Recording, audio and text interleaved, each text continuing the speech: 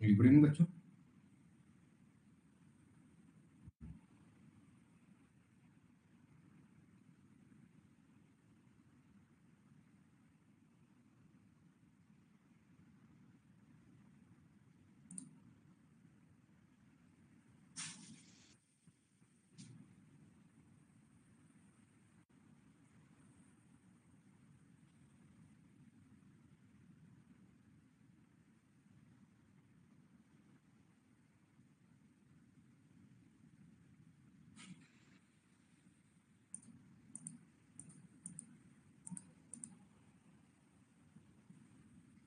चलो, आवाज आ रही है सभी को? स्क्रीन दिख रही है क्लियर? अखिलेश, कितनी क्लास में खत्म करना बेटा, है ना? टॉपिक बहुत जल्दी खत्म हो सकता है, बस तुम लोग का बेस स्ट्रांग नहीं है इसलिए टाइम लग रहा है। अदरवाइज एक क्लास दो क्लास में भी खत्म करते हैं। ठीक है, तो अभी जब रिवीजन वाला टाइम आएगा वो सब आएगा तो एक एक दो दो क्लास में भी करते हैं। ठीक है, ये तुम लोग के सारे बैच मर्ज है। अदर जो ड्रॉपर बैच होते हैं उनके केस में 2-3 से ज्यादा लेक्चर लेते नहीं।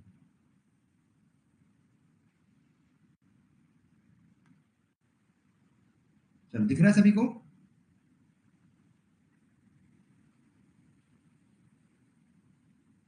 बेसिक कॉन्सेप्ट क्लियर हो रहा है, अच्छी बात है। लेकिन ये यहाँ पे बहुत सारी कम्युनिटी है ना, जिन बच्चों को बेसिक्स पढ़ना है तो अब वैसे स्टिक रहे ना। बहुत सारे बच्चे अननेसेसरी सर स्पीड में पढ़ा दो, पीपीटी पीपीटी दिखा दो, हमने पढ़ रखा है। तो उसमें क्या, सबको लेके चलना पड़ता है। अगर आपने पढ़ रखा तो आप रिकॉर्डिंग देख के उसको हाई स्पीड में देख के काम कर सकते हो। आप अननेसेसरी उसके लिए, है ना, चीजें क्रिएट कर रहे हो, यहाँ फोन कर रहे हो, वहां फोन कर रहे हो, सर इतनी सारी क्लास हो गई, हमको 2 क्लास में खत्म हो जाना था, ऐसा नहीं होता। ठीक है, दिख रहा है सभी को? आवाज आ रही है क्लियर? टेस्ट है ना, जिपेट तो नहीं है। आप खुद से पढ़ के दो, आज तक भी तो पढ़ के दिया ना, क्या प्रॉब्लम है?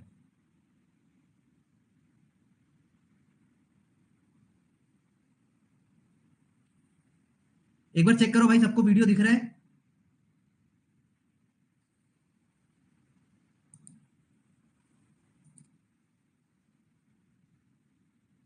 वीडियो ऑफ नहीं है मेरे साइड से तो प्ले है वीडियो, कैसे हो सकता है पॉसिबल? अपना रिफ्रेश करो एक बार सब लोग, जल्दी से रिफ्रेश करो सब लोग एक बार। सभी को वीडियो दिख रहा है? हाँ, तो जिसको वीडियो नहीं दिख रहा वो एक बार रिफ्रेश कर ले। मेगा सोनी अपना रिफ्रेश करो बेटा, ऐसा नहीं है वीडियो प्ले चल रहा है वीडियो। ठीक है, ओके। तो लास्ट क्लास में हमने एडजॉर्प्शन मेथड के बारे में पढ़ा था, ठीक है ना? और हमने देखा था कौन कौन से एडजॉर्प्शन आइसोथर्म होते हैं। ओके, और कौन सी गैस यूज करते हो आप? नाइट्रोजन गैस यूज करते हो एज एडजॉर्बेंट। हीलियम वगैरह जो होती है वो नॉन एडजॉर्ब गैस होती है, जस्ट मशीन को आप कह सकते हो कैलिब्रेट करने के लिए यूज हो रही है। या आप ये कह सकते हो कि ये किसके यूज होती है कि जस्ट अगर कोई वाइड वगैरह है तो उसके अंदर हीलियम आ जाएगी, ताकि जो एडजॉर्प्शन की प्रोसेस है वो अफेक्ट ना हो, इसलिए हमने हीलियम यूज किया है। हीलियम यहाँ पर कोई भी सरफेस एरिया का आइडिया नहीं देगा। ठीक है, चलो अगली हम बात कर लेते हैं एयर परमेबिलिटी मेथड की। ठीक है, तो अगर हम एयर परमेबिलिटी मेथड की बात कर रहे हैं तो एयर परमेबिलिटी मेथड में आप देखोगे यहाँ पर एक इक्वेशन है, कोजनी कारमेन इक्वेशन। कौन सी इक्वेशन है बच्चों? कोजनी कारमेन इक्वेशन। ठीक है, यहाँ पर एक इक्वेशन दिखाई दे रही है सभी को। इस इक्वेशन को हम कहते हैं कोजनी कारमेन इक्वेशन। अब ये कोजनी कारमेन इक्वेशन से एक बार क्वेश्चन आया था। क्या क्वेश्चन आया था समझ लो। ठीक है, तो सबसे पहले तो ये इक्वेशन को देख लो। इस इक्वेशन में अगर हम कोजनी कार्बन इक्वेशन की बात करते हैं तो यहाँ पर हम इस चीज को चेक कर रहे हैं कि कितने स्पीड से जो हमारे पास गैस मटेरियल है उसका रेट क्या है, परमेबिलिटी, है ना? ये क्या इंडिकेट कर रहा है? परमेबिलिटी को रिप्रेजेंट कर रहा है। ए क्या रिप्रेजेंट कर रहा है बच्चों? क्रॉस सेक्शन ऑफ एरिया जहां पर आपका पाउडर भरा हुआ। ठीक है, एक बार अच्छे से चेक कर लो भाई, सभी को पहले वीडियो दिख रहा है नहीं दिख रहा, अदरवाइज मैं फिर से नहीं तो रिफ्रेश करके फिर से करूं। दिख रहा है सभी को? क्योंकि अनेसली तो डिस्टर्ब करते रहेंगे सब लोग। एक बार सब लोग अच्छे से चेक कर लो, सभी को विजिबल है, आवाज आ रही है? सिर्फ एक दिनेश का आ रहा है मेरे को कि सर उसको विजिबल नहीं है, बाकी लोग का दिख रहा है, सभी को क्लास दिख रही है। तो जिन बच्चों का नहीं दिख रहा है एक बार रिफ्रेश करो, आपको क्लियर दिखने लगेगा। ठीक है, क्योंकि सभी को दिख रहा है।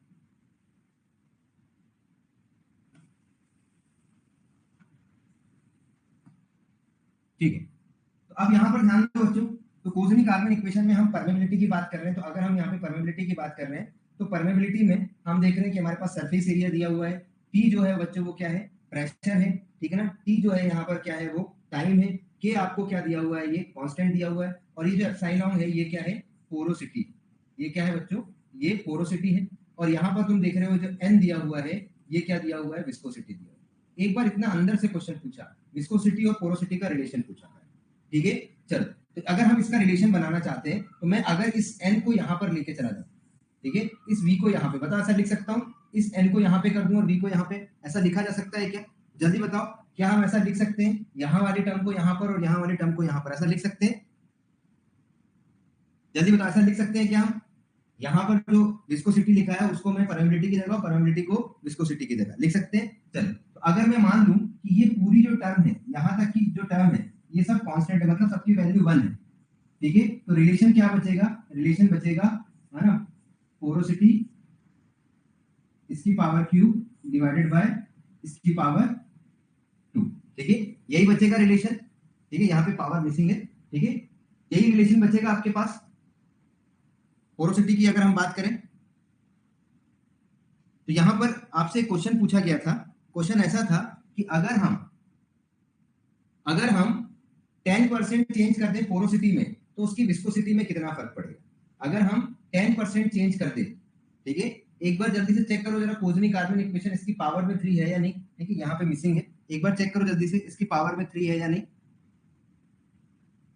चेक करो, यहाँ पे टाइपोलॉजिकल मिस्टेक है या क्या है, एक बार चेक करो, इसकी पावर में epsilon raise to the power 3 है या नहीं, ठीक है, क्योंकि मेरे को जितना ध्यान है कि इस फॉर्मूले की पावर में 3 आता है।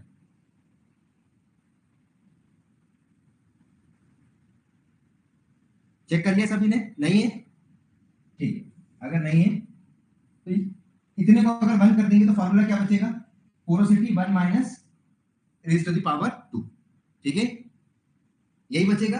अभी एक बार कैलकुलेट करके देखते हैं, समझ में आ जाएगा। अरे तुम लोग यार सब अलग अलग बोल रहे हो, नेट पे चेक करके बताओ जल्दी से, तुम लोग से पूछने बेकार है। चलो, अब तुम लोग के लिए होमवर्क है कि इसको चेक करना, मैं कॉन्सेप्ट सिखा दे रहा हूँ, ठीक है। एक चीज तुमको दिए चेक करने के लिए, उसमें 10 लोग के 10 आंसर आ गए, एक बोल रहा सर पावर 2 है, एक बोल रहा नहीं है, एक बोल रहा 3 है। चलो, तो अभी जितना मेरे को याद आ रहा है उसके हिसाब से आप चलो, ठीक है, इसकी पावर 3 है, अब तुम एक बार चेक कर लेना, और इसकी जो होल पावर है वो होती है 2। अब जो क्वेश्चन था वो ये समझो, ठीक है, जीपीएट में एग्जाम में क्वेश्चन क्या पूछा, जीपीएट में ये है बच्चों आपकी विस्कोसिटी, ठीक है, एक ब्लैंक उस पर देख लेते हैं, एग्जाम में क्वेश्चन क्या पूछा था, ठीक है, काफी इन डेप्थ क्वेश्चन था लेकिन एग्जाम में आया है। अब प्रैक्टिकली सॉल्व करना तो पॉसिबल नहीं है, लेकिन एक बार आप कॉन्सेप्ट समझ लो। तो ये है पोरोसिटी, ठीक है, और ये है विस्कोसिटी, ठीक है, और ये वाली जो टर्म है ये क्या है, पोरोसिटी। तो एग्जाम में क्वेश्चन पूछा कि अगर हम 10% चेंज कर दें, 10% चेंज इन पोरोसिटी, अगर पोरोसिटी के अंदर हम 10% चेंज कर दें तो विस्कोसिटी में कितना होगा, what will be the change in viscosity. Question आया, what will be the change in viscosity. अगर पोरोसिटी में 10% चेंज कर दूं, ठीक है, पोरोसिटी में यदि मैं 10% चेंज कर दूं तो विस्कोसिटी में कितना चेंज होगा, ठीक है। तो यहां पर अगर समझने वाली बात है कि सपोज अगर मैं मान लेता हूं कि फिलहाल में, ठीक है, अगर हम ऐसे समझने के लिए कि इसकी जो वैल्यू है वो 0.4 है, ठीक है, पोरोसिटी की वैल्यू कितनी है, 0.4 है, तो पहले इसकी वैल्यू 0.4 है, तो 1 माइनस ई की वैल्यू क्या हो जाएगी बच्चों, 1 माइनस 0.4, मतलब इसकी वैल्यू 0.4 है तो इसकी वैल्यू क्या हो जाएगी 0.6। और अगर मैं 10% चेंज कर दूं तो 0.4 का 10% निकालो पहले तो, ठीक है, 0.4 का यदि आप 10% निकालोगे ये कितना आएगा 0.04। तो अगर अपने 0.4 में, ठीक है ना, 0.440 में अगर 0.04 को जोड़ दिया, ठीक है, तो क्या बन जाएगा 0.44, ठीक है। तो 0.4 में 10% इंक्रीज करोगे तो कितना हो जाएगा बच्चों, 0.44 हो जाएगा, ठीक है। जल्दी बताओ बात समझ में आई कि नहीं आई, जल्दी बताओ बात समझ में आई कि नहीं आई, नहीं समझ में आया फिर से समझो, ठीक है। अब दिक्कत ये हो रही है कि तुम लोग का लेवल अभी तक ऊपर उठ नहीं पा रहा है, ठीक है। अगर आपको एग्जाम में अच्छा स्कोर करना है, ठीक है, तो पहले माइंडसेट तैयार करना होगा कि हम सीखने के लिए रेडी हैं। पहले तुम सरेंडर कर देते हो, अरे सर ये क्या लिख दिया, इसमें तो मैथ्स की वैल्यू आ गई, ये तो मुझसे नहीं होगा, ठीक है। तो कोई आपसे बोले कि आप कोई काम करते हैं 5 लाख पर एनम देता है और दूसरी कंपनी बोलेगी 30 लाख पर एनम देता है, जल्दी बताओ किसके पास जाओगे। ये आपको थोड़ा ज्यादा स्टैटिकल टूल्स और ये सब पे काम करना पड़ेगा, ऑब्वियसली ये ज्यादा पैकेज पे जाना पसंद करोगे ना। तो जब आप यहाँ पर ज्यादा पैकेज पाने के लिए पसंद करते हो, तो यहाँ पे अगर आपको ज्यादा कुछ सीखना और पढ़ना है तो क्या पसंद नहीं आ रहा, ठीक है। तो अगर आपको इधर भी बड़ा पैकेज चाहिए तो इधर सीखना पड़ेगा। ओके, आई होप सो, ठीक है। ऐसे तो तुमको समझ में नहीं आ रही थी, पैसे से बात समझ में आए शायद। चलो इधर ध्यान दो, ज्यादा पैसे मिलने वाला है तो पढ़ लो थोड़ा सा। तो क्या है भाई, ऐसे समझ लो, मान लो मैंने लिख दिया इसकी वैल्यू, ठीक ना। अभी क्योंकि 1 से माइनस करना इसलिए बड़ी नहीं लिख रहा हूँ। जैसे मान लो एग्जांपल के लिए बता रहा हूँ, मान लो मैंने 10 लिख दिया। अब अगर इसका 10 का 10% निकालोगे तो कितना होगा, ठीक है। 10 का 10% निकालोगे तो 1 आएगा। 10 का 10% कितना होता है, जल्दी बताओ। 10 का यदि आपने 10% निकाला तो ऐसे लिखोगे 10%, ये 0 से ये 0 कैंसिल, ये 0 से 0 कैंसिल, कितना आएगा 1। तो 10 का 10% अगर मैं कर दूंगा तो टोटल वैल्यू कितनी हो जाएगी, 10% चेंज करना है, मतलब पहले 10 था उसमें 10 में, ठीक है ना, आपने क्या किया 10% चेंज कर दिया, तो 1 आया, इसको जोड़ दिया तो टोटल वैल्यू क्या हो जाती है 11। इतनी बात समझ में आई कि नहीं। अगर कोई वैल्यू पहले जो भी थी उसमें 10% चेंज कर दिया तो वैल्यू कुछ तो बढ़ जाएगी ना। आपके पास 10 रुपए थे, आपको 10% इंटरेस्ट मिला, तो अब आपके पास कितने रुपए होंगे, ऑब्वियसली आपके पास 11 रुपए होंगे, ठीक है ना। पहले आपके पास 10 रुपए थे, आपको 10 रुपए इंटरेस्ट भी मिल गया, तो कितने हो गए 11 रुपए हो गए, ठीक है। तो क्योंकि नेगेटिव आंसर नहीं है, इसको समझने के लिए मैं कभी आपसे छोटी वैल्यू लेने के लिए बोल रहा हूँ, तो आप छोटी वैल्यू ले लो, ठीक है। तो अगर छोटी वैल्यू ले लिए सपोज, तो अभी आप क्या करो कंसीडर करने के लिए, ठीक है, ई की वैल्यू को 0.4 मान लो, ठीक है। ई की वैल्यू को क्या मान लो 0.4 मान लो। तो अगर 0.4 मान लिया तो 1 माइनस ई की वैल्यू क्या हो जाएगी, 1 माइनस 0.4 मतलब क्या हो जाएगी 0.6, ठीक है। तो एक बार आप इसको सॉल्व करो, 0.4 इसकी पावर 3 डिवाइडेड बाय 1 माइनस, तो 1 माइनस नहीं लिख के क्या देते हैं 0.6 इसकी पावर 2, और एक बार हम 10% इंक्रीज कर देते हैं। तो अब इसमें क्या करते हैं हम 10% इंक्रीज कर देते हैं पोरोसिटी की वैल्यू में। अगर 10% इंक्रीज कर दूंगा तो कितना हो जाएगा 0.44, तो 10% इसका भी 1 माइनस ही निकालो बच्चों, तो 1 माइनस 0.44 कितना हो जाएगा, ये करीब कितना हो जाएगा 0.56 हो जाएगा। कैलकुलेट करके देख लेना भाई, ठीक है। तो इसको भी सॉल्व कर दो, 0.44 की पावर 3 और 0.56 की पावर 2, जल्दी बताओ सॉल्व करके कितना आया, ठीक है, जल्दी बताओ सॉल्व करके कितना आया। हाँ नेगेटिव भी हो सकता है, किसी की पावर नेगेटिव में करोगे तो स्क्वायर करोगे तो वो नेगेटिव वैल्यू पे चली जाएगी, ठीक है। तो वो इसलिए मैंने नहीं लिखा क्योंकि आधे से ज्यादा लोग फिर सीधे 50 लाख के पैकेज से 2 लाख पे आ जाते हो माइनस को देख के, इसलिए मैंने बोला कम से कम ज्यादा पैकेज पे जाने दो, ठीक है। चलो, तो माइनस साइन इसलिए लिखा क्योंकि तुम लोग घबराने लग जाते सर वाई 0.4, अरे तुम 10 लिख लो भाई, कोई दिक्कत नहीं, कोई भी एक वैल्यू लेनी थी, मैंने 0.4 लिख दिया, आप 10 से कर लो, ठीक है, समझाने वाली बात थी। 56 कहां से आया, 1 माइनस 0.44, हाँ 1.00 0.44 ऐसे किया बेटा। तो 0 में से 4 नहीं जा रहा था तो उसको 10 मान लिया, 10 में से 4 गए 6, तो यहाँ पे 9 बचा, 9 में से 4 गए तो 5, अब इधर गया तो 0 हो गया, तो ऐसे आया 0.56, ठीक है, ऐसे आया 0.56, ठीक है। 0.4 मैंने अरे भाई कुछ भी मान सकता था ना, आप 10 मान लो, सॉल्व करो कितना आया, इसको सॉल्व करने पे कितना आया, इसको सॉल्व करने पे कितना आया 0.4 इंटू 0.4 इंटू 0.4 कितना आया, इसका 3.6 होगा, 0.36 होगा, इसका 0.64 होगा, कितना आया, पहले का आया 0.17, ठीक है, पहले का आया 0.17, पहले का आया 0.17, दूसरे का कितना आया 10% ऑफ 0.4 इज 0.04, हाँ तो अब उसको जोड़ोगे भी ना, 0.4 में जोड़ोगे कि नहीं जोड़ोगे, तो 0.4 में जोड़ के देखो ये आ गया करीब 0.27, ठीक है। तो कितने टाइम बढ़ गया, क्वेश्चन पूछ रहा है कितने टाइम बढ़ गया लगभग, तो 0.27 डिवाइडेड बाय 0.17, ठीक है, करो कितना आया 0.27 डिवाइडेड बाय 0.17 कितना आया,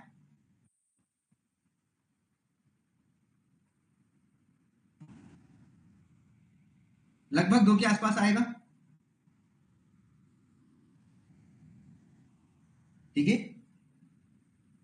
अगर मैं लास्ट की डिजिट को छोड़ भी दूं, जो भी आएगा मतलब जो भी आएगा 1.58 आ रहा, मान लो किसी बच्चे ने रिप्लाई किया इतना भी आ रहा है, ठीक है, तो 1.5 आ रहा है, मतलब 1.5 फोल्ड जो है वो एग्जैक्टली इंक्रीज कर रहा है, ठीक है ना।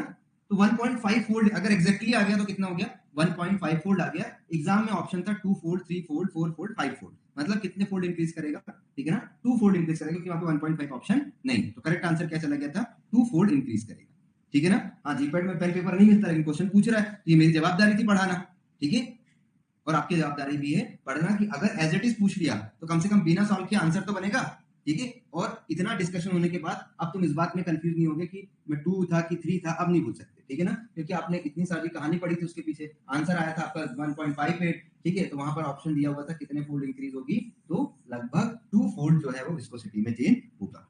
सर 0.44 कैसे आया, हाँ, ये बहुत बड़ी बात है, ठीक है। चलो, मैंने लिया था 0.4, ठीक है, 0.4 लिया था मैंने, ठीक है। आप तो 0.4 छोड़ दो, मान लो आपके पास 4 रुपए हैं, ठीक है, और आपको इस 4 रुपए का 10% ब्याज मिला, ठीक है। पढ़ाए थे 8, 9, 10 में, यही पढ़ा था तुमने, पढ़ाई नहीं अच्छे से। 4 रुपए का 10% ब्याज मिला, तो इसका 10% ब्याज भी जोड़ोगे, इसका 10% इंटरेस्ट भी तो जोड़ोगे ना भाई, 10% इंटरेस्ट जोड़ दो, तो इससे ये कैंसिल हो जाएगा, ठीक है ना। और ये क्या हो जाएगा, 4/10, 4 प्लस 4/10, एलसीएम ले लो, 10 आ गया, ये यहां पर जाएगा 40 प्लस 4, ये कितना हो गया 44/10, इसको क्या लिख सकता हूं मैं 4.4, मतलब 4 रुपए 40 पैसे आपको मिलेगा। अगर मैंने 4 लिखा, 0.4 लिखा होता तो वो क्या हो जाता, 0.44 हो जाता, ऐसे आया, ठीक है। आपने 10% जो वैल्यू थी उसमें उसका 10% बढ़ा दिया, ठीक है ना, तो 10% बढ़ा दिया उसने, तो बोला कि आपको विस्कोसिटी पे कितना फर्क पड़ेगा, तो इस तरीके से वहां पे 0.44 आ गया। बात समझ में आ गई, ठीक है ना। चलो अगले पॉइंट पर चलते हैं हम, अगले पॉइंट पर चलते हैं, अगले पॉइंट पर चलते हैं। तो यहां से कोजनी कार्बन से जीपीएट 2023 में यही क्वेश्चन पूछा था बच्चों, कि अगर हम पोरोसिटी में 10% चेंज करते हैं तो उसकी विस्कोसिटी में कितना फोल्ड चेंज आएगा, तो 2 fold change we have to observe in its viscosity, ठीक है। हाँ, एक चीज और देखो, यहाँ पे क्या लिखा है, Poiseuille equation, Kozeny Carman equation is derived from the concept of Poiseuille equation, तो इसलिए ये भी याद रखना है ना, इस इक्वेशन का भी नाम याद रखना। Fisher substitution is an instrument, और डिटेक्टर कौन सा है, वाटर मैनोमीटर। अब एक होता है कि आप मैथमेटिकली भी जब कैलकुलेट करते हो, तो अगर आपके पास किसी का वेट और वॉल्यूम है, तो वेट और वॉल्यूम से भी आप एरिया का कोरिलेशन कर सकते हो। तो अगर आप वेट और वॉल्यूम से एरिया का कैलकुलेशन कर रहे हो, दिस इज नोन एज, ठीक है, पाउडर सरफेस एरिया मेथड, या इनको हम स्पेसिफिक सरफेस एरिया भी बोलते हैं, कि आप वेट या वॉल्यूम से किसी का भी सरफेस एरिया निकाल सकते हो। कैसे निकालोगे वेट या वॉल्यूम से, तो यहाँ पर देखो, अगर आपके पास किसी का वेट दे दिया जाए या वॉल्यूम दे दिया जाए, ठीक है, वेट या वॉल्यूम दे दिया जाए, तो कैसे निकालोगे, तो यहाँ पर समझो कैसे निकालोगे बच्चों आप इसको। तो आपको क्या करना है, हमने पहले एक फॉर्मूला पढ़ रखा था, ठीक है, कि अगर आपको दो तरीके से निकाला जा सकता है, specific surface area in terms of volume में निकाला जा सकता है। तो आपको क्या करना है, आपको सबसे पहले जो भी सरफेस एरिया है उसको रख देना है, ठीक है ना, सरफेस एरिया रख देना है, डिवाइडेड बाय जो भी वॉल्यूम है उसको रख देना है, ठीक है ना, एरिया को रख देना है और वॉल्यूम को रख देना है, ठीक है। और एरिया और वॉल्यूम को यदि आप यहाँ पर उसकी वैल्यू को पुट करो, ठीक है, और उसको सॉल्व करो, तो अगर हम surface area of the particle की बात करते हैं, तो वो क्या आया था हमारे पास पाई डी की पावर 2, और ये क्या आया था बच्चों पाई 6 डी की पावर 3, तो इस पावर से ये कैंसिल हो जाएगा ये पूरा, ठीक है। अब अगर हम इसको अरेंज करते हैं, ये पाई से पाई भी कैंसिल हो जाएगा, तो यहाँ पर सिर्फ क्या बचेगा, ये वाला 6 ऊपर चला जाएगा और ये डी नीचे आ जाएगा। तो specific surface area in terms of volume, इसकी वैल्यू क्या होगी 6/d, ठीक है। तो एक तो ये याद रखना, अगर आपसे कभी पूछे कि स्पेसिफिक सरफेस एरिया का फॉर्मूला क्या होता है इन टर्म्स ऑफ वॉल्यूम, तो 6/d, डी क्या है यहाँ पर, ठीक है, डी इज अ, अगर हम बात करें डी क्या है, तो ये वाला जो डी है that is diameter of the particle, ठीक है ना। तो अगर आपके पास एक पार्टिकल का डायमीटर पता है, ठीक है ना, तो आप ओवरऑल पार्टिकल्स का सरफेस एरिया जो है वो डिटरमाइन कर सकते हैं, ठीक है ना, याद रख पाओगे। दूसरा फॉर्मूला बोलता है कि आप सरफेस एरिया निकाल सकते हैं इन टर्म्स ऑफ वेट, ठीक है, कैसे निकाल सकते हैं, वेट के टर्म्स में भी निकाल सकते हैं, ठीक है ना। तो क्या करना है, एरिया डिवाइडेड बाय वेट करना है, जो भी आपके पास एरिया आया और उस एरिया को क्या कर दो, वेट से डिवाइड कर दो। आप सबको पता है डेंसिटी का फॉर्मूला क्या होता है, ठीक है, डेंसिटी का फॉर्मूला क्या होता है, तो डेंसिटी का फॉर्मूला होता है मास अपॉन वॉल्यूम, ठीक है, डेंसिटी का फॉर्मूला क्या होता है, तो mass is equal to mass या weight, weight is equal to क्या हो सकता है बच्चों, डेंसिटी इनटू वॉल्यूम। तो इस फॉर्मूले को क्या लिख सकता हूं मैं, area divided by density into volume लिख सकता हूं। तो डेंसिटी को रो लिखते हैं और यहाँ पे क्या लिखते हैं वॉल्यूम, तो ये तो फिर से वही फॉर्मूला बन गया surface area divided by volume, और surface area divided by volume आपने देखा फॉर्मूला क्या है 6/d। तो यहाँ पर इस फॉर्मूले को ऐसे लिख सकते हो 6 डायमीटर, और यहाँ पर क्या जाएगा डेंसिटी, तो ये क्या हो जाएगा specific surface area estimation with the help of weight, ठीक है ना। तो वेट के टर्म्स में भी निकाल सकते हो, वॉल्यूम के टर्म्स में भी निकाल सकते हो, दोनों का फॉर्मूला पता होना चाहिए। इसके फॉर्मूले में 6/d आता है, इसके फॉर्मूले में क्या जाएगा, डेंसिटी। तो अगर आपसे पूछेगा कि कौन सा specific surface area density dependent है, तो डेंसिटी डिपेंडेंट कौन सा है, जब आप सरफेस एरिया एस्टिमेट कर रहे हो इन टर्म्स ऑफ वेट। अब जीपेट में यहां से भी क्वेश्चन पूछ लिया एक बार, ठीक है, लेकिन मैं फिर से कह रहा हूं बिना पेन पेपर के सॉल्व नहीं हो सकता, लेकिन पता नहीं क्यों, ठीक है ना, यहां से भी क्वेश्चन एग्जाम में पूछा हुआ। डी की पावर 3 से डी की पावर 2 कैसे कट गया, ये भी क्वेश्चन तो है यार। डी की पावर 2 को हम 2 बार डी लिख सकते हैं, ठीक है, डी बाय 5/6। डी की पावर 3 को मैं 3 बार लिख सकता हूं, तो 1 2 1 2 ऐसे कट जाएगा, ठीक है। इस तरीके से कट सकता है कि नहीं कट सकता, इस पाई से ये पाई कट जाएगा, ये 6 ऊपर चला जाएगा तो 6/d आ जाएगा, ठीक है, ऐसे आ गया हो, ठीक है। ओके, बात समझ में आ गई भाई। पावर 3 मतलब 3 बार लिख दो, पावर 2 मतलब 2 बार। चलो अगले पॉइंट पर चलते हैं, ठीक है। अगर आप देखो आप तैयारी कर रहे हो जीपेट की, इसका मतलब आप एमफॉर्म करोगे, एमफॉर्म में आपको रिसर्च करनी पड़ेगी, ठीक है। तो ये बहुत सारे टूल्स होते हैं जो ड्यूरिंग द रिसर्च आप यूज करते हो। और अगर आपका इंटरेस्ट भी है कि आपको R&D में जाना है, कोई साइंटिफिक फील्ड में जाना है, भाई लेबर तो बनोगे नहीं, बनोगे तो साइंटिस्ट ही। अगर साइंटिस्ट बनोगे तो आपको छोटी छोटी स्टडी तो करनी पड़ेगी, तभी तो कुछ बड़ा एनालिसिस निकालोगे, ठीक है। चलो, तो थोड़ा सा तो बेसिक्स पढ़ना पड़ेगा, क्योंकि कोई भी एग्जाम दोगे बच्चों तो ऐसा नहीं है बिना बेसिक का वो एग्जाम जो है वो निकलेगा आपको, है ना। अप टू 9-10 लेवल का मैथमेटिक्स आना चाहिए। Which of the following instrument is used to determine surface area and core structure of the pharmaceutical powder? ठीक है, कौन सा इंस्ट्रूमेंट है जिससे आप सरफेस एरिया जो है वो डिटरमाइन करोगे, ठीक है। कोल्टर काउंटर है, एंडरसन एपरेटस है, क्वांटासॉफ्ट है, ऑप्टिकल है, ठीक है। तो कुछ एक्सटेंट तक कोल्टर काउंटर से भी निकाल सकते हो, लेकिन आपको देखना है बहुत एक्यूरेट और इन चारों में से सबसे अच्छा ऑप्शन कौन सा है, ठीक है। तो क्वांटासॉफ्ट जो है ये स्पेसिफिक सरफेस एरिया का ही है ना, ये वाला साइज भी है, लेकिन आपको आइडिया मिल जाता है इससे भी। लेकिन अगर आपके पास क्वांटासॉफ्ट ऑप्शन में है तो आपका आंसर क्या जाएगा, सी, ठीक है। कोल्टर काउंटर नहीं जाएगा। अगर बोलता कि हाँ भाई साइज भी निकाल सकते हो, एरिया भी निकाल सकते हो, ठीक है, वॉल्यूम भी निकाल सकते हो, दैट इज कोल्टर काउंटर, ठीक है। स्पेशली हम इससे वॉल्यूम का आइडिया लगाते हैं, ठीक है, तो उसको हम कोरिलेट कर देते हैं। लेकिन स्पेशली अगर एरिया की बात करें तो dedicated to area is Coulter counter, तो करेक्ट आंसर इज सी। तो dedicated is quantasoft, correct answer is C. Read the following, the surface area measurement using BET approach utilize organ gas for adsorption. Full form of BET is Brunner Imet Taylor, ठीक है। चलो अच्छा question है, जल्दी बताओ क्या होगा answer, क्या होगा आंसर इसका, जल्दी बताओ। सरफेस एरिया मेजरमेंट अब BET अप्रोच यूटिलाइज, ठीक है। P and Q both are correct, P is correct but Q is incorrect। कौन सा होगा ABCD में, जल्दी बताओ। C वाला आंसर आ रहा है बहुत सारे लोग का, Q is correct but P is incorrect, ठीक है। क्यों है भाई P incorrect, क्यों है P incorrect, क्यों बोल रहे हो, P को incorrect क्यों बोला, जिन लोगों ने P को incorrect बोला क्यों बोला,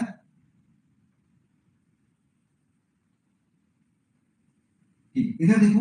अगर हम BET इक्वेशन की बात करते हैं तो मेजरमेंट के लिए, ठीक है ना, एब्जॉर्ब होने वाली गैस आर्गन नहीं यूज करते हैं, यहाँ पर कौन सी गैस यूज करते हैं, नाइट्रोजन, इसलिए ये वाला स्टेटमेंट रॉन्ग हुआ है। आर्गन गैस और कोई भी हीलियम, ऑर्गन, नियॉन, जिनॉन, ये इस कैटेगरी की जितनी भी गैसेस हैं, ठीक है ना, ठीक है ना, यहाँ पर जितनी भी गैसेस आप देखोगे, ये वाली जितनी भी गैस आप देखोगे बच्चों, ये सब गैस कहीं पर भी एब्जॉर्प्शन के लिए यूज नहीं की जाती है। हाँ, ये उस इंस्ट्रूमेंट में जरूर यूज होती है, ठीक है, लेकिन इनका कोई प्रिंसिपल एब्जॉर्प्शन से रिलेटेड नहीं है। जब भी पाउडर बेड होता है, उस पाउडर बेस में नाइट्रोजन चलाने से पहले ये गैस चलाई जाती है, ठीक है, ताकि अगर इंस्ट्रूमेंट में या जो कॉलम बनाया उसमें कहीं कोई वाइड हो तो वो सैचुरेट हो जाए, ठीक है। तो इसका एब्जॉर्प्शन से कोई लेना देना नहीं है। लेकिन अगर आप जब जाओगे और इंडस्ट्री वगैरह में देखोगे तो आप देखोगे दोनों सिलेंडर लगे, नाइट्रोजन का भी लगा, ये भी लगा, आप बोलोगे अरे सर ने तो बोला था गैस यूजिंग, गैस यूज होती है लेकिन एब्जॉर्प्शन निकालने में उसका कोई भी रोल नहीं, ठीक है। चलो अगले पॉइंट पर चलते हैं। तो इसका करेक्ट आंसर क्या होगा, पी जो रॉन्ग है, Q is correct but P is incorrect, ठीक है। तो ऑर्गन गैस इंस्ट्रूमेंट में यूज होती है लेकिन उसका एब्जॉर्प्शन निकालने में बीईटी में कोई भी रोल नहीं है, बीईटी में रोल किसका आएगा, नाइट्रोजन का, ठीक है। Kozeny Carman equation is used to determine, Kozeny Carman equation से क्या निकाल सकते हैं हम, surface area of the powder, viscosity of the liquid, surface tension of the liquid और डेंसिटी ऑफ द लिक्विड, क्या निकाल सकते हैं, ठीक है, जल्दी बताओ। कोज़निक-कॉर्मन इक्वेशन से हम क्या निकाल सकते हैं, this equation is used for the surface area, ठीक है। कौन सी मेथड से निकालते हैं, एडसॉर्प्शन या परमेबिलिटी, ये जो इक्वेशन है ये किसके लिए, किस पर डिपेंड होती है, परमेबिलिटी पर, ठीक है। तो करेक्ट आंसर क्या हो जाएगा, correct answer is C. Okay, according to Koźne-Kármán equation, a 10% change in porosity can produce ठीक है ना, 10% चेंज कर रहे हो पोरोसिटी में, तो अभी हमने सॉल्व किया था कितने फोल्ड चेंज कर देगी विस्कोसिटी में, 2 फोल्ड, 5 फोल्ड, 3 फोल्ड, ठीक है ना। तो अभी हमने सॉल्व करके देखा कि ये लगभग नहीं, ठीक है, इसको 2 कर लेना, ठीक है। हमने अभी सॉल्व करके देखा कि लगभग कितने फोल्ड के आसपास आ रहा है, 2 फोल्ड चेंज के आसपास आ रहा है, ठीक है ना। तो ये मार्क हो गया होगा, लेकिन उसको कैलकुलेट करके देखा अपन ने 1.5 के आसपास आ रहा है, मतलब 2 फोल्ड चेंज इन विस्कोसिटी। तो करेक्ट कर लेना अगर इसका कहीं और भी आंसर मार्क है तो। Okay, read the following statement, the surface area measurement using DT approach. अरे ये क्वेश्चन तो हो गया है।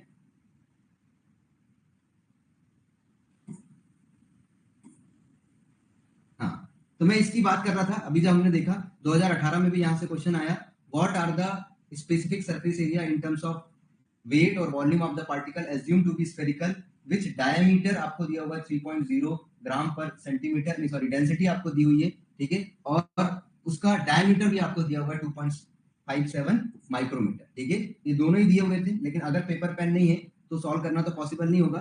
सबसे पहले तो क्या करना है बच्चों, माइक्रोमीटर को सेंटीमीटर में कन्वर्ट कर लेना, ठीक है। तो माइक्रोमीटर को सेंटीमीटर में कन्वर्ट करोगे मतलब 10⁻⁻⁴, ठीक है। तो फॉर्मूले में पुट कर दो, 6 है डेंसिटी है और डायमीटर है, 6 है, डेंसिटी की वैल्यू क्या दी है बच्चों 3, तो 3 रख दो, डायमीटर की वैल्यू क्या दी है 2.57, उसको सेंटीमीटर में करोगे तो क्या हो जाएगा 10⁻⁴। अब जो भी सॉल्व करोगे आंसर आएगा वो क्या हो जाएगा आपका specific surface area in terms of weight. चलो अगली बात करते हैं हम some other different derived property of the powder, ठीक है ना। साइज, डायमीटर, ये सब जो थी वो फंडामेंटल प्रॉपर्टी थी। अब हम बात कर रहे हैं, है ना, अदर प्रॉपर्टीज की लाइक वॉल्यूम, डेंसिटी, पोरोसिटी, ठीक है, are the property drive from the fundamental one, जिसमें अगर हम सबसे पहले बात किसकी कर रहे हैं बच्चों, डेंसिटी की। फोल्ड चेंज का मतलब ये होता है कितने गुना हो गई, पहले कितनी थी बाद में कितने गुना हो गई, ठीक है, कितना इंक्रीज हो गया। आपने पैसे रखे थे, एक साल में आपका पैसा कितना बढ़ गया, ठीक है ना, 1.5 गुना बढ़ गया, 2 गुना बढ़ गया, that is known as fold, ठीक है ना, that is known as fold. हाँ, ये कुछ क्वेश्चन न्यूमेरिकल बेस्ड है, अगर सेम का सेम आ गया तो हमारी किस्मत है, ठीक है, अदरवाइज ये कुछ ऐसे क्वेश्चन होंगे अगर आ गए तो आपको छोड़ना है, ठीक है। न्यूमेरिकल पॉसिबल ही नहीं है लेकिन दिए जा रहे हैं, है ना। इस 2018 में भी पेन पेपर अलाउ नहीं था, तब भी न्यूमेरिकल दिया। कोजनिक ऑर्बिन का जब इक्वेशन 23 में पूछा गया तब भी पेन पेपर अलाउ नहीं था, लेकिन क्वेश्चन फिर भी दिए जा रहे हैं, तो अब आपके पास ऑप्शन नहीं बचता। लेकिन ठीक है, अगर आ रहा है तो हमको छोड़ना भी नहीं है, पढ़ना है, ठीक है, क्योंकि जरूरी नहीं है कि हर पेपर में पेन पेपर अलाउ ना करें, कोई ना कोई और दूसरे पेपर में काम आ जाएगा, ठीक है। हाँ, 3 फोल्ड बताया था क्योंकि पहले मैं भी पुराने आंसर के बेसिस पे ही बात कर रहा था, लेकिन फिर मैंने उसको प्रैक्टिकली सॉल्व करके देखा तो वो 3 फोल्ड नहीं आ रहा है, ठीक है ना। जो जीपेट के आंसर शीट में मार्क किया था उन्होंने 3 फोल्ड मार्क किया था, लेकिन मैंने उसको सॉल्व किया कि भाई कैसे आया, तब आने पे हमने देखा कि भाई वो 2 फोल्ड से ज्यादा तो आ ही नहीं रहा है, ठीक है। तो 3 फोल्ड भी गलत आंसर दे दिया, आंसर अगर होना चाहिए था तो क्या होना चाहिए था, 2 फोल्ड होना चाहिए, ठीक है। कैलकुलेट करके देखना पड़ा, तो पहले तक तो ये हमने भी कभी कैलकुलेट नहीं की थी, तो हम भी उनके आंसर की को मान रहे थे, ठीक है। लेकिन फिर हमने देखा कि भाई कैसे कैलकुलेट कर सकते हैं, कुछ तो मैथमेटिकल अप्रोच होगी, ठीक है। ओके, अगले पॉइंट पे चलते हैं, ड्राई प्रॉपर्टी ऑफ पाउडर की यदि हम बात करते हैं तो सबसे पहली ड्राई प्रॉपर्टी जो है वो है डेंसिटी। 3 टाइप की डेंसिटी होती है, ठीक है। तो हमारे पास 3 टाइप की डेंसिटी बच्चों, एक ट्रू डेंसिटी होती है, एक ग्रेनुलर डेंसिटी होती है और एक, ठीक है ना, एक बल्क डेंसिटी होती है। 3 टाइप की डेंसिटी आपको देखने के लिए मिलेगी, ठीक है। तो पहले एक बार शॉर्ट में समझ लो कि ये तीनों चीजें क्या होती हैं। तो अगर हम डेंसिटी की बात कर रहे हैं, अगर हम डेंसिटी की बात करते हैं तो डेंसिटी की यदि हम बात करते हैं तो 3 टाइप की डेंसिटी होती है। एक होती है ट्रू डेंसिटी, एक होती है ग्रेनुलर डेंसिटी और एक होती है बल्क डेंसिटी, ठीक है। उन्होंने आंसर की में 3 दिया था, इसलिए मैंने भी 3 बताया था कि मैंने कैलकुलेट नहीं किया, ठीक है। लेकिन मेरे मन में भी था कि ये कैसे आया, तो फिर मैंने उसको प्रैक्टिकली सॉल्व करके देखा तो कहीं से भी 3 के आसपास नहीं आ रहा, इवन एग्जैक्टली 2 भी नहीं आ रहा है। तो हमने कहा अगर मानना भी है तो आप 2 मानो, ठीक है, 3 कैसे मान सकते हैं। चलो, तो ट्रू डेंसिटी, ग्रेनुलर डेंसिटी और बल्क डेंसिटी। अब यहां पर अगर हम बात करते हैं, ठीक है ना, कि ये तीनों होती क्या है, तो हमने कहा कि अगर आपके पास कोई पार्टिकल है, ठीक है ना, और उसका जो एक्चुअल शेप है, अगर आप सिर्फ उसी को कंसीडर कर रहे हो, ठीक है ना, उनके बीच के स्पेस को कंसीडर नहीं करते हो, ठीक है, उनके बीच का कोई वाइड है वो कंसीडर नहीं कर रहे हो, आपने क्या देखा, जो उसका एब्सोल्यूट एरिया है सिर्फ वही कंसीडर कर रहा है, ठीक है ना। तो अगर ट्रू डेंसिटी निकालना है तो मास तो हमने कॉमन रखा, ठीक है ना, वॉल्यूम में हमने सिर्फ ये वाला वॉल्यूम लिया जिसको हमने लाइन किया हुआ है, ठीक है ना। तो हमने यहाँ पर कौन सा वॉल्यूम लिया बच्चों, ट्रू वॉल्यूम या एब्सोल्यूट वॉल्यूम लिया, ठीक है, ट्रू वॉल्यूम या एब्सोल्यूट वॉल्यूम लिया, हमने कोई दूसरा वॉल्यूम ही नहीं लिया। ग्रेनुलर डेंसिटी निकालते समय, ठीक है ना, क्या हुआ कि यहां पर इन्हें क्या किया कि अगर कोई पार्टिकल था इस टाइप से, इन्हें जब कंसीडर किया इस टाइप से, हमने अगर इन पार्टिकल के बीच में कहीं पर कोई पोर बना हुआ था उसको भी हमने कंसीडर कर लिया, ठीक है। लेकिन अरे थोड़ा सा गड़बड़ हो गया, एक मिनट रुक जाओ, ड्राइंग बनाने में थोड़ा सा गड़बड़।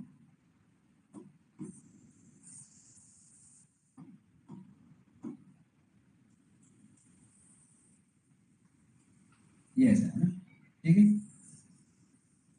इधर का बता देते हैं। तो अगर हम ग्रेनुलर डेंसिटी की बात करते हैं, ठीक है, तो ग्रेनुलर डेंसिटी की जब भी हम बात करते हैं तो हम कहते हैं कि कोई भी पार्टिकल है तो उसमें आपको अलग अलग टाइप का स्पेस देखने के लिए मिलेगा।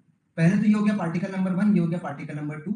इन दोनों पार्टिकल के बीच में पार्टिकल नंबर 3, इनके बीच में स्पेस दिख रहा है आपको, इसको अलग कलर से कर देता हूं मैं, इसके बीच में स्पेस दिख रहा है आपको,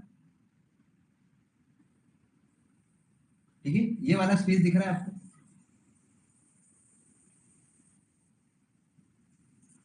ठीक है। तो जिसको हमने ये थोड़ा सा ग्रीनिश टाइप से कलर कर दिया है, इसको हम कहते हैं इंटर पार्टिकल स्पेस, ठीक है। इसको क्या बोलेंगे बच्चों? Inter particle space. This is known as inter particle space, दो पार्टिकल के बीच का स्पेस जो होता है, ठीक है, इसको हम क्या बोलते हैं? Inter particle space. तो ग्रेनुलर डेंसिटी में हमने क्या किया, हमने इंटर पार्टिकल स्पेस को भी कंसीडर किया और इस ट्रू वाले को भी कंसीडर किया, लेकिन बीच बीच में तुम देख रहे हो ये जो स्पेस था जिसको हम इंट्रा बोलते हैं उसको कंसीडर नहीं किया, ठीक है, इसको हमने कंसीडर नहीं किया, इंट्रा पार्टिकुलर वॉल्यूम को कंसीडर नहीं किया, ठीक है। तो हमने क्या निकाला? ग्रेनुलर डेंसिटी निकाली। और जब हम बल्क डेंसिटी निकालते हैं तो हम सारी चीजों को कंसीडर कर लेते हैं, इंटर को भी कंसीडर कर लेते हैं, इंट्रा को भी कंसीडर कर लेते हैं, है ना, सारी चीजों को हम क्या कर लेते हैं? कंसीडर कर लेते हैं। तो हमने क्या किया? ट्रू वॉल्यूम को भी कंसीडर कर लिया, प्लस इंटर को भी कंसीडर कर लिया, प्लस इंट्रा को भी कंसीडर कर लिया, ठीक है। तो हमने क्या कर लिया? सारी चीजों को कंसीडर कर लिया, ठीक है ना। तो जब हमने सारी चीजों को कंसीडर कर लिया तो हमारे पास यहाँ पे 3 टाइप के वॉल्यूम बन गए, ठीक है। देखो कौन कौन से वॉल्यूम बन गए, तो हमारे पास 3 टाइप के वॉल्यूम बन गए यहाँ। तो यहाँ पर अगर आप देखोगे तो हमारे पास 3 टाइप के वॉल्यूम बन गए हैं। बल्क डेंसिटी जब आप कंसीडर कर रहे हो तो उसमें आप सारी चीजें कंसीडर कर रहे हो, ये पार्टिकल को भी कर रहे हो, इंट्रा को भी कर रहे हो और इंटर को भी कर रहे हो। लेकिन जब आप ग्रेनुलर डेंसिटी की बात करोगे तो पहले तो यहाँ पे समझ लेते हैं एक बार, पहले एक बार वॉल्यूम को समझो। 3 टाइप के वॉल्यूम है बच्चों यहाँ, ठीक है। एक है ट्रू वॉल्यूम, एक कौन सा है? True volume. ट्रू वॉल्यूम मतलब एब्सोल्यूट लेना है, ठीक है। फिर एक है हमारे पास ग्रेनुलर वॉल्यूम, ठीक है, आपने ग्रेन्यूल बना लिया। और एक है आपके पास बल्क वॉल्यूम, ठीक है, एक है आपके पास बल्क वॉल्यूम। तो बल्क वॉल्यूम में क्या करोगे? आप सब कुछ कंसीडर कर लोगे, ठीक है, inter plus intra plus true, ठीक है, ये तीनों को आप यहाँ पे कंसीडर कर लोगे। यहां पर क्या करोगे? ट्रू मतलब क्या हो गया? एब्सोल्यूट हो गया। जब हम ग्रेनुलर डेंसिटी की बात कर रहे हैं तो हमारे पास यहां पर एक क्या बचेगा? इंट्रा बचेगा और क्या बचेगा? एब्सोल्यूट बचेगा, ठीक है। तो ये 3 टाइप के वॉल्यूम है, ठीक है। डायग्राम में गड़बड़ हो रहा था, यहाँ पे समझ लो। ट्रू वॉल्यूम है, ग्रेनुलर वॉल्यूम है और बल्क वॉल्यूम, ठीक है ना। तो जब हम एब्सोल्यूट की बात करेंगे तो वो एक्चुअल वॉल्यूम हो गया, ठीक है ना। ग्रेनुलर की बात करेंगे तो इंट्रा प्लस एब्सोल्यूट हो गया, ठीक है। और जब बल्क की बात करेंगे तो inter plus intra plus true हो गया, ठीक है। तो वो डायग्राम वहां पे उल्टा उल्टा बन रहा था, इसलिए मैंने यहाँ पे लिखा दिया कि अगर एक पार्टिकल है तो सिर्फ पार्टिकल को लेना है, ठीक है, सिर्फ ऐसे पार्टिकल को लेना है। आपको पार्टिकल के अंदर अगर कहीं पर कोई स्पेस है तो वो कंसीडर नहीं करना है। ग्रेनुलर में क्या करना है बच्चों? आपको बीच का स्पेस नहीं लेना है, मतलब ये क्या कहलाएगा? इंट्रा लेना है। यहां पर आपको सिर्फ क्या लेना है? इंट्रा लेना है और एब्सोल्यूट लेना है। जब आप बल्क वाला बना रहे हो, जब आप बल्क बना रहे हो तो यहाँ पे तीनों लेना है, एब्सोल्यूट भी लेना है, इंट्रा भी लेना है और इंटर भी लेना है। क्लियर हो गई बात? ठीक है ना, क्लियर हो गई बात? अभी कंफ्यूज नहीं होना। तो ट्रू वॉल्यूम जब आप बनाओगे तो ट्रू वॉल्यूम में क्या आ जाएगा? सिर्फ एक्चुअल आएगा, ओरिजिनल आएगा, एब्सोल्यूट आएगा। ग्रेनुलर वॉल्यूम में क्या आएगा? दोनों आएगा, ठीक है, इंट्रा पार्टिकल स्पेस भी आएगा और एब्सोल्यूट भी आएगा। बल्क में क्या आएगा? तीनों आ जाएगा, ठीक है ना। इसीलिए करेक्ट किया ना, वहां पे थोड़ा सा गड़बड़ हो रहा था वो, ठीक है, डायग्राम बनाते समय गड़बड़ हो रहा था। तो ट्रू वॉल्यूम में सिर्फ एब्सोल्यूट आएगा, ग्रेनुलर वॉल्यूम में क्या आएगा? इंट्रा प्लस एब्सोल्यूट आएगा, बल्क में क्या आएगा? Inter plus intra plus true, ठीक है, करेक्ट कर लो, ठीक है ना। वहां पे डायग्राम इधर का इधर बन गया था, ठीक है ना, वो थोड़ा सा कंफ्यूजन हो गया था, उसको सही करना, ठीक है। तो अब यहां तक क्लियर है सभी को, ये पॉइंट क्लियर है। ट्रू में सिर्फ एब्सोल्यूट आएगा, ग्रेनुलर में इंट्रा प्लस एब्सोल्यूट आएगा, बल्क में इंटर इंट्रा प्लस ट्रू आएगा। अब अगर आपसे कोई पूछे कि बताओ इनके वॉल्यूम को अरेंज करो, अगर आपसे इनके वॉल्यूम को अरेंज करने के लिए बोले, ठीक है, तो सबसे ज्यादा वॉल्यूम किसका होगा बच्चों? सबसे ज्यादा वॉल्यूम कौन सा होगा? बल्क वॉल्यूम होगा। फिर उससे कम कौन सा होगा? उससे कम कौन सा वॉल्यूम होगा? ग्रेनुलर वॉल्यूम होगा। और सबसे कम कौन सा वॉल्यूम होगा? ट्रू वॉल्यूम होगा, ठीक है। सबसे कम कौन सा वॉल्यूम होगा? True volume. क्लियर हो गया? अगर आपसे कोई वॉल्यूम पूछे तो बल्क वॉल्यूम, ग्रेनुलर वॉल्यूम और ट्रू वॉल्यूम। अगला क्वेश्चन क्या पूछ सकता है आपसे? डेंसिटी बताओ। अगला आपसे क्या पूछेगा कि डेंसिटी का ऑर्डर बताओ, कि भाई डेंसिटी का ऑर्डर क्या होगा। तो अगर आपसे डेंसिटी पूछे तो डेंसिटी का फॉर्मूला क्या होता है? डेंसिटी का फॉर्मूला होता है मास बाय वॉल्यूम। डेंसिटी का फॉर्मूला तो क्या है? Mass by volume. तो इसका मतलब है अगर वॉल्यूम की वैल्यू बढ़ाऊंगा, वॉल्यूम की वैल्यू बढ़ाऊंगा तो डेंसिटी की वैल्यू क्या हो जाएगी? कम हो जाएगी। और अभी हमने ऑर्डर क्या देखा? सबसे ज्यादा कौन सा था? Bulk volume. फिर कौन सा था? Granular volume. फिर सबसे कम कौन सा था? True volume. तो डेंसिटी का ऑर्डर क्या होगा बच्चों? उल्टा हो जाएगा। वॉल्यूम का ऑर्डर ये वाला था, तो अगर आपसे डेंसिटी का ऑर्डर पूछेगा तो डेंसिटी का ऑर्डर में क्या होगा? जस्ट अपोजिट हो जाएगा। जिसका वॉल्यूम ज्यादा उसकी डेंसिटी कम, जिसका वॉल्यूम कम उसकी डेंसिटी, तो ट्रू डेंसिटी सबसे ज्यादा होगी, देन ग्रेनुलर डेंसिटी होगी, देन बल्क डेंसिटी, ठीक है। अब कई बार जो ट्रू डेंसिटी है उसी के लिए हम कौन सा वर्ड यूज कर लेते हैं? Tap density. तो कंफ्यूज नहीं होना, कई बार हम ट्रू के लिए ही टैप डेंसिटी वर्ड यूज कर लेते हैं और बल्क के लिए हम फ्लफ डेंसिटी वर्ड यूज कर लेते हैं, ठीक है। तो टैप्ड वर्ड हम ट्रू के लिए यूज करते हैं क्योंकि एक्चुअल में ट्रू नहीं निकाला जा सकता है, तो ट्रू को निकालने के लिए, रिप्रेजेंट करने के लिए हम क्या यूज कर लेते हैं? टैप्ड वर्ड यूज कर लेते हैं, ठीक है। क्लियर है बात सभी को यहां तक? चलो अगले पॉइंट पर चलते हैं कि कौन कौन से इंस्ट्रूमेंट हैं जिसका हम यूज करते हैं डेंसिटी निकालने के लिए। तो यहां पर सबसे पहले अगर हम ट्रू डेंसिटी की बात करते हैं तो ट्रू डेंसिटी मतलब सिर्फ मटेरियल होगा, उसमें आप वाइड को और जो भी वाइड है या इंटर पार्टिकल स्पेस को कंसीडर नहीं करेंगे। Exclusive of the wide and intra particles larger than the molecular atomic dimension of the crystal lattice, ठीक है ना। इसका मतलब है एक्चुअल पार्टिकल को छोड़ के आप कुछ भी कंसीडर नहीं करोगे, ठीक है ना। Pharmaceutical powder true density is greater than granular density. True density हमेशा ग्रेनुलर डेंसिटी से ज्यादा ही होगा, ठीक है। डेंसिटी का फॉर्मूला क्या होगा? Weight of powder divided by volume of the powder. कैसे मेजर करते हो बच्चों ट्रू डेंसिटी को? तो true density is measure by gas displacement method, जिसमें आप हीलियम या नाइट्रोजन को यूज करोगे, ठीक है। याद रखना, आप यहां इसको उससे कोरिलेट नहीं करना। तो गैस डिस्प्लेसमेंट मेथड में आप हीलियम या नाइट्रोजन को यूज कर सकते हो, ठीक है। या आप लिक्विड डिस्प्लेसमेंट मेथड भी यूज कर सकते हो। अब लिक्विड डिस्प्लेसमेंट मेथड तब यूज करोगे अगर आपका मटेरियल लिक्विड में सॉल्युबल है तो गैस यूज करोगे, ठीक है। तो आप लिक्विड कब यूज करोगे? जब आपका मटेरियल लिक्विड में सॉल्युबल ना हो, ठीक है। तो याद रखना लिक्विड में सॉल्युबल नहीं होना चाहिए, तब आप ये यूज करोगे, ठीक है। नॉट सॉल्युबल, ठीक है। अगर आपका मटेरियल सॉल्युबल हो रहा है तो यूज नहीं करोगे, ठीक है। मतलब non polar kind of material है तो यूज कर लो, क्योंकि पोलर काइंड ऑफ मटेरियल होगा तो लिक्विड डिस्प्लेसमेंट मेथड में वो सॉल्युबल हो जाएगा। तो नॉन सॉल्युबल मटेरियल हो, ठीक है ना, non polar kind of material हो तो आप इसको यूज कर लेना, ठीक है। तो एक ही चीज है कि लिक्विड यूज करने के पीछे एक ही प्रॉब्लम है कि आपका मटेरियल सॉल्युबल नहीं होना चाहिए। अगर सॉल्युबल नहीं तो यूज कर लो, अदरवाइज सबसे बेस्ट है क्या यूज कर लो? गैस डिस्प्लेसमेंट मेथड आप यूज कर सकते हो, ठीक है। Helium pycnometer is also used for the determination of density, ठीक है। चलो अगला आते हैं हम ग्रेनुलर डेंसिटी की। यदि हम बात करते हैं तो फॉर्मूला तो सेम है, weight by volume, ratio of mass of the granular powder and the volume occupied by the granular material and it's intra particle space. तो इसमें ग्रेनुलर डेंसिटी में जब आप वॉल्यूम लिखोगे तो दोनों चीजें आएंगी, ठीक है। इसमें जब आप वॉल्यूम लिखोगे तो इसके वॉल्यूम में, यहां पर जब आप वॉल्यूम लिखोगे तो दोनों चीजें आएंगी, ठीक है। ट्रू भी आएगा प्लस इंट्रा आएगा, ठीक है। ट्रू भी आएगा प्लस इंट्रा आएगा, ट्रू प्लस इंट्रा आएगा, ठीक है। अब यहां पर क्या क्या यूज करते हो बच्चों? आप मरकरी यूज करते हो। तो mercury suitable because it fill the voids, जो भी वाइड है उसको फिल करेगा, but it fail to penetrate the internal pores of the particle, ठीक है। तो वाइड्स वगैरह को तो फिल कर देता है, ठीक है, लेकिन इंटरनल पोर्स के अंदर ये जो है वो पेनिट्रेट नहीं कर पाता है, ठीक है। तो यहां पर हम क्या देखते हैं कि अगर आप इस टाइप से कोई उसके अंदर पोर है कहीं पर, ठीक है, तो मरकरी जो है वो ऐसे ऐसे इसके ऊपर फिल हो जाता है, इस टाइप से ऊपर ही ऊपर क्या होगा? फिल हो जाएगा, अंदर पेनिट्रेट नहीं करेगा, ठीक है। तो अंदर पेनिट्रेट नहीं किया तो इसने ओवरऑल वॉल्यूम ले लिया, मतलब पार्टिकल का वॉल्यूम भी ले लिया और इंट्रा भी ले लिया। तो मरकरी सुटेबल होता है, ये इंटर पार्टिकल स्पेस को, बीच की वाइड को तो भर देता है, लेकिन कहां पर पेनिट्रेट नहीं करता बच्चों? इंटरनल पोर्स, मतलब इंट्रा में इंटर नहीं करता है। इसीलिए हमको इंट्रा को क्या करना पड़ता है? कंसीडर करना पड़ता है। मेथड का नाम क्या है? Mercury displacement method. याद रखना, देखो यहां से भी एग्जाम में क्वेश्चन पूछा गया है कि जो मरकरी है वो सुटेबल है, वो इंटर पार्टिकल स्पेस, वाइड क्या है? Wide is inter particle space. तो इंटर पार्टिकल स्पेस में तो चला जाता है, लेकिन फेल हो जाता है कहां इंटर करने में? इंट्रा पार्टिकल स्पेस में। ठीक है, तो इसीलिए वो ट्रू और इंट्रा दोनों का ही रीडिंग दे देता है।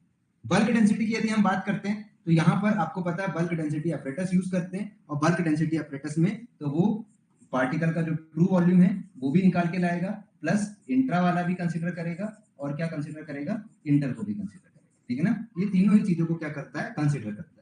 टैप डेंसिटी की अगर हमने बात किए थे तो कई बार क्या होता है, ट्रू डेंसिटी को रिप्रेजेंट नहीं कर पाते हैं, तो ठीक है ना, टैपिंग कर करके हम the tap density is increase bulk density attended after mechanically tapping a container containing the powder sample। तो आप मैकेनिकली टैप कर करके इसका यूज करते हैं, तो प्रैक्टिकली हम ट्रू जब नहीं निकाल पाते हैं तो हम टैप डेंसिटी निकाल करके ही कहां पर यूज कर लेते हैं? Instead of true density. ठीक है, इंट्रा और इंटर में कंफ्यूजन हो रहा है। ठीक है, तो कंफ्यूजन को दूर कर देते हैं। अभी ऐसे समझो, ये एक पार्टिकल है, इसमें कोई भी छेद नहीं है। ठीक है, तो ये इसका ट्रू वॉल्यूम है। ये एक पार्टिकल है, ठीक है ना, और इस पार्टिकल में यहां पर कुछ दरार है। ठीक है, तो आपने क्या किया?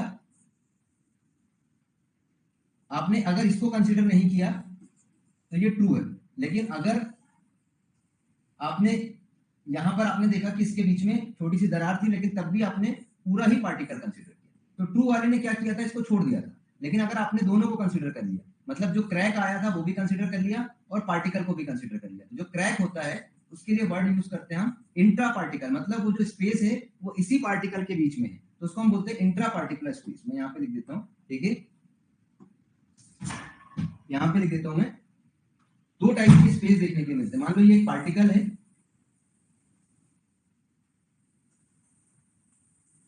ठीक है, अगर आप सिर्फ इसको कंसीडर कर रहे हैं, आपने इसमें बीच में जो स्पेस दिख रहा है इसको कंसीडर नहीं कर रहे, तो इसी को हम बोलते हैं ट्रू या एब्सोल्यूट वॉल्यूम।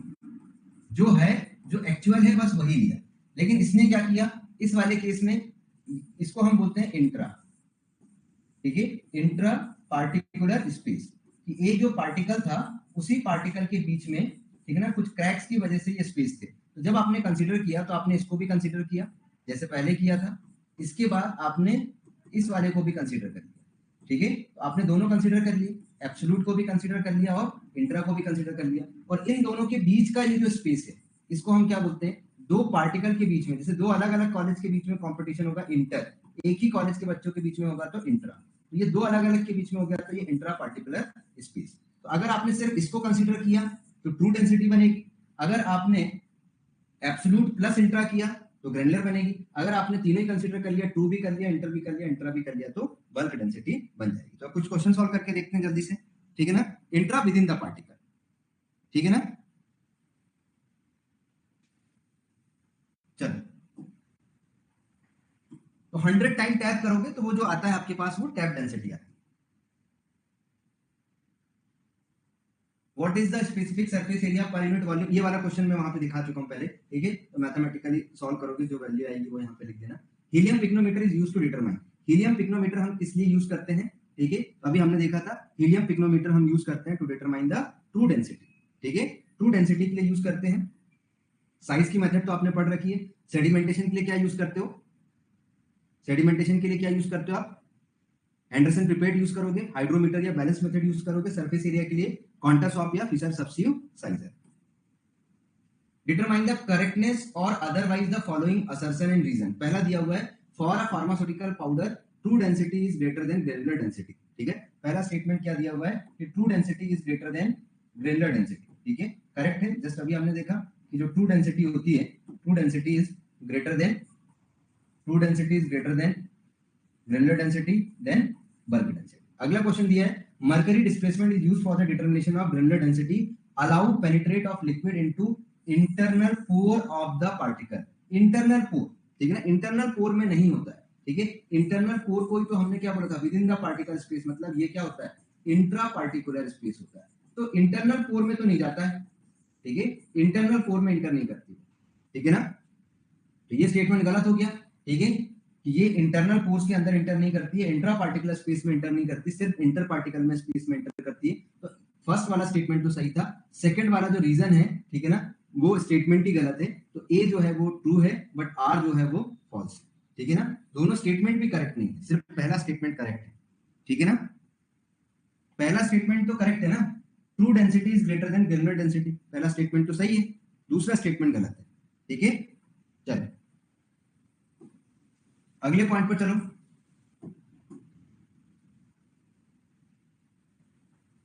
चलो तो क्वेश्चंस हो गए। अगला पॉइंट है बल्कीनेस। क्या होता है? Bulkiness is a reciprocal of density, ठीक है ना।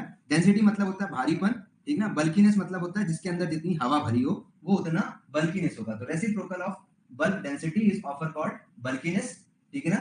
तो आप जितना पार्टिकल साइज को डिक्रीज करते जाओगे, जितना ज्यादा आप डिक्रीज इन पार्टिकल साइज छोटा करते जाओगे, सरफेस एरिया बढ़ता जाएगा।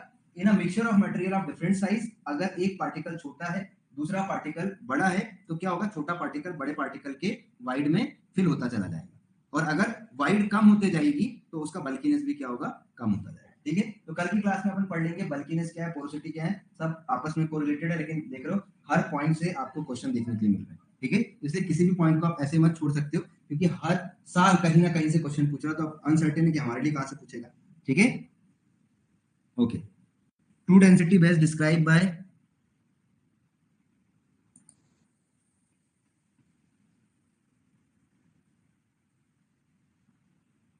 क्वेश्चन समझ में नहीं आ रहा है, जितने टाइम टैप करोगे उतना अच्छा है।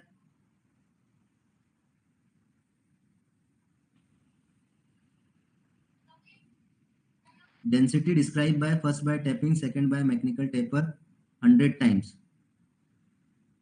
हाँ, मैकेनिकली जितनी बार आप करोगे उससे आप डिस्क्राइब कर सकते हो ट्रू डेंसिटी को, ठीक है। जिसका भी क्वेश्चन था, मैकेनिकली अगर आप टैपिंग कर रहे हो उसमें जो आपको मटेरियल मिलेगा दैट इज ट्रू डेंसिटी, ठीक है। चलो बाकी फिर नेक्स्ट क्लास में देखते हैं। ग्रेनुलर डेंसिटी मैं फिर से यहाँ पे लिख देता हूँ, ठीक है। तो उस वाली स्लाइड में थोड़ा सा गड़बड़ हुआ था। अब तुम लोग क्या वही पकड़ के बैठ जाते हो? मैंने कितनी बार आपको बता दिया कि ट्रू वॉल्यूम, ग्रेनुलर वॉल्यूम और बल्क वॉल्यूम। ट्रू वॉल्यूम मतलब एब्सोल्यूट वॉल्यूम, एब्सोल्यूट वॉल्यूम जो आपके पार्टिकल का वॉल्यूम है वही, उसके अलावा कुछ भी नहीं लेना। ग्रेनुलर मतलब एब्सोल्यूट प्लस अगर उस पार्टिकल के अंदर कोई क्रैक वगैरह है तो वो कंसीडर करोगे, इंट्रा स्पेस को कंसीडर करोगे। बल्क में क्या जाएगा? Absolute plus intra plus inter, absolute plus intra plus inter, ठीक है। इतनी सी बात है। अगर उस पार्टिकल के बीच में, विद इन द पार्टिकल, अगर यही पार्टिकल है और इसके बीच में ही अगर कोई स्पेस है, ठीक है ना, तो आप उस स्पेस को छोड़ोगे नहीं, कंसीडर कर लो, that is known as intra. तो ग्रेनुलर में आप उसको कंसीडर कर लेते हो, ठीक है। बल्क में आप जो है सबको कंसीडर कर लेते हो, ठीक है। क्लियर हो गई बात? ओके, बाकी फिर नेक्स्ट में देखेंगे।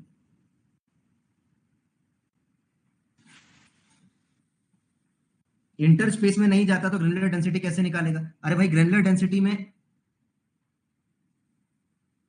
ये देखो, ग्रेनुलर डेंसिटी क्या बोल रही है, ग्रेनुलर वॉल्यूम क्या बोल रहा है कि दो वॉल्यूम आने चाहिए, एब्सोल्यूट वॉल्यूम आना चाहिए प्लस इंट्रा आना चाहिए, दोनों इसके अंदर आ जाना चाहिए, ठीक है। तो अब मरकरी जो है, अब अगर ये मान लो मेरे पास पार्टिकल है, तो यहाँ पर ये मेरा एब्सोल्यूट वॉल्यूम है और ये वाला रीजन क्या है? इंट्रा है। अब मरकरी अंदर पेनिट्रेट नहीं कर रही है, मरकरी इसके बाहर बाहर रह रही है। अगर मरकरी पेनिट्रेट नहीं कर रही है, बाहर रह रही है, तो मतलब मरकरी ने दोनों चीज को अपने अंदर ले लिया, एब्सोल्यूट को और इंट्रा को, तभी तो ग्रेनुलर बना है। अगर वो अंदर पेनिट्रेट कर देती तो तब तो ट्रू हो जाता। अगर मरकरी अंदर पेनिट्रेट करके ऐसा एरिया बना देती, अगर ऐसा एरिया दे देती, तब तो ट्रू हो जाता, क्योंकि उसने स्पेस को छोड़ दिया। लेकिन अभी तो क्या किया उसने? अंदर पेनिट्रेट ही नहीं किया। तो जब अगर पेनिट्रेट नहीं किया तो उसमें दोनों वैल्यू आ गई, एब्सोल्यूट भी आ गई, इंट्रा भी आ गई, ठीक है ना। इंट्रा मतलब अगर आप उसको वाइड बोलना है तो वो इंट्रा पार्टिकुलर वाइड होगी। वाइड दो पार्टिकल के बीच में भी होती है। अगर आपने दो पार्टिकल रख दिए, ऐसे पार्टिकल रख दिए, तो इन पार्टिकल का जो स्पेस है वो भी वाइड है, ठीक है। लेकिन ये इंटर पार्टिकल वाइड है, और इनके बीच में अगर कहीं पर कुछ इस टाइप से ओरिफिस है, कहीं क्रैक है, ये भी वाइड है, लेकिन ये इंट्रा पार्टिकल, उस पार्टिकल के अंदर है, एक पार्टिकल के बीच में, ठीक है। सेडिमेंटेशन में बैलेंस मेथड यूज कर सकते हो, हाइड्रोमीटर यूज कर सकते हो, एंडरसन पिपेट यूज कर सकते हो, अल्फ्रेड मार्टिन बुक आप प्रेफर कर सकते हो, ठीक है। हाँ, आप टेस्ट सीरीज वगैरह देख लो, क्वेश्चंस तो बाहर के, और कोशिश ही करते हैं कि जो मैंने पढ़ा है इसके अलावा क्वेश्चन ना जाए, क्योंकि अभी हमको तैयारी करनी है ना।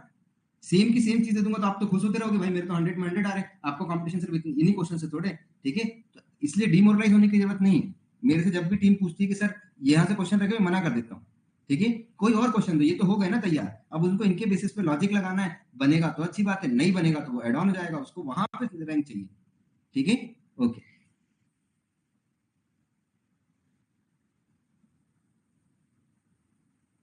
ट्रू डेंसिटी के लिए मेथड तो बताया आपको, ठीक है ना, लिक्विड डिस्प्लेसमेंट मेथड, ठीक है ना, या हीलियम डिस्प्लेसमेंट मेथड यूज करोगे। ट्रू के लिए आप ये मेथड यूज करोगे, जनरली अगर हमारे पास नहीं होता है तब आप टैप कर सकते हो, ठीक है, टैप एक्चुअल नहीं बताता है, अगर आपके पास ये मेथड नहीं है तो यूज करते हैं, ठीक है, ओके, थैंक यू बच्चों।